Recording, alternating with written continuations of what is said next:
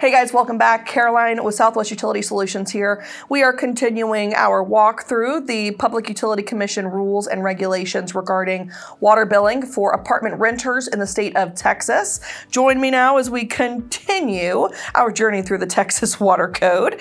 Today's video, we're going to be answering the question, can the owner of an apartment property that was built after January 1st, 2003, can that community transition from sub-metered based billing to allocated based billing? Let's see what the Texas Water Code has to say. So join me now, if you're reading along, pick up your Texas Utility Billing Rules notebook. If you don't have a copy of this, please let me know. I'm happy to send you a copy.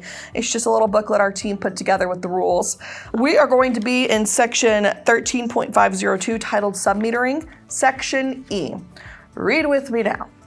An owner of an apartment house, manufactured home rental community, or multiple use facility, or a manager of a condominium may not change, from sub-metered billing to allocated billing unless the Utility Commission approves of the change in writing after a demonstration of good cause, including meter reading or billing problems that could not feasibly be corrected or equipment failures, and the property owner meets rental agreement requirements established by the Utility Commission.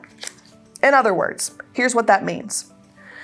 To transition from AMR or sub-metered based billing to allocated based billing, you have to demonstrate to the PUC that there is cause. That has to be in writing and it needs to be updated in your renter's lease.